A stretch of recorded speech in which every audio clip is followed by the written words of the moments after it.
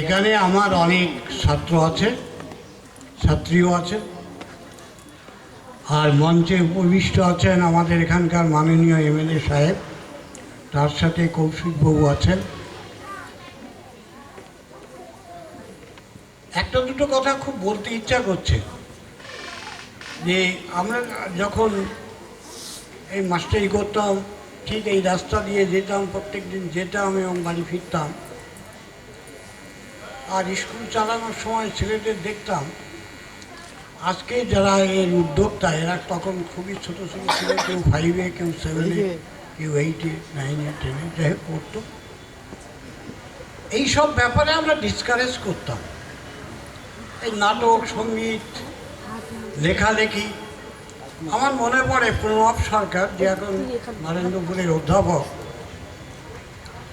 ও ভয়ে ও কবিতা লিখত এবং ও ভয়ে মাঝে মাঝে আমি চেয়ারে না থাকলে আমার টেবিলের উপরে কখন ওর এই কবিতার বইগুলো রেখে দিত।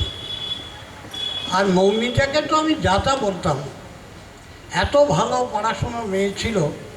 আর ওই আবৃত্তি, ওইসব ব্যাপারে এখানে ওখানে যাওয়া, এইসব ব্যাপারে আমি ওর বাবার কাছে অভিযোগও করতাম যে এত ভালো মেয়ে, ও এইসব দিয়ে সময় নষ্ট করে। যাই হোক, এইরকম আরও অনেকে আছেন এখানে। তা আজকে এদের জন্য গর্ববোধ করি। 25টা বছর ধরে তারা এইটা চালাচ্ছে, এটা কম ধৈর্যের ব্যাপার নয়।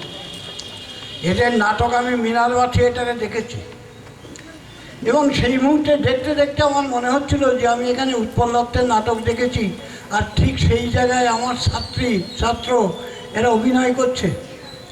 নাটক কি হচ্ছে আমি সেসব ভুলে গেলাম। আমার মনে পড়ছিল তখন সৌমিত্র চ্যাটার্জির কথা, উৎপল দত্তের কথা, শোভা সেনের কথা, ওই কল্লোল নাটকে গান আর শার্দুল সিংয়ের কথা, এইসব কথা মনে পড়ছিল। আর সেই জায়গায় সুন্দরবনের প্রত্যন্ত এলাকা থেকে অভিনেতারা এসে এখানে মিনারবা থিয়েটারে তারা অভিনয় করছে।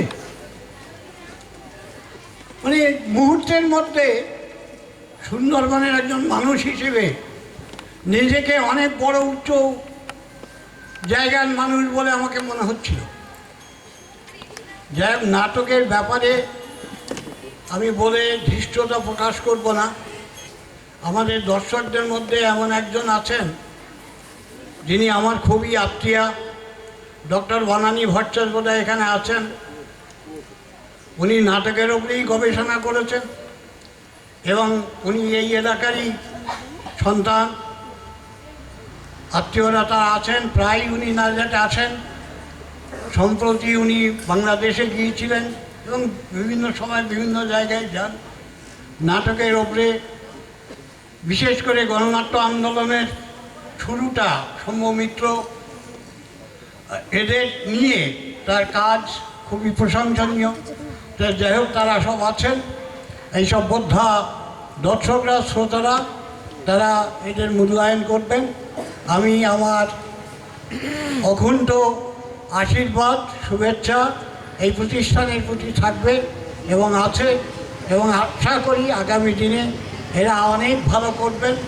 আমার তো মনে পড়ছে মিনারবা থিয়েটারে আমি কথা খেয়ে হারিয়ে ফেলছি, ওখানে একটা মেয়ে, সে প্রতিবন্ধীর পাঠ এত সুন্দরভাবে করছিল যে আমি অবাক হয়ে তাকিয়েছিলাম যে কী করে একজন সুস্থ মানুষ, একজন প্রতিবন্ধীর পাঠ এইভাবে, একটা রোগাক্রান্ত শিশু তার পাঠ এত সুন্দর কী করে করতে পারে। আমি অবাক হয়ে ভাবছিলাম। সুতরাং এদের কৃতিত্বের কথা আমি জানি এবং আমি আশা করব যে এই জায়গার ছেলে মেয়েরা, এইখানকার নাটক চর্চার যারা মানুষ, তারা এটাকে আরও এগিয়ে নিয়ে যাবেন। ইতিমধ্যে এদের খ্যাতি অনেক জায়গায় প্রসারিত হয়েছে এবং আমি এদের মঙ্গল কামনা করি, শ্রীবৃদ্ধি কামনা করি এবং আজকের এই যে নাট্য উৎসব যারা শুরু করলেন, এটা যাতে সুন্দরভাবে হয় সেই প্রার্থনা জানিয়ে আমি আমার বক্তব্য শেষ করছি। নমস্কার।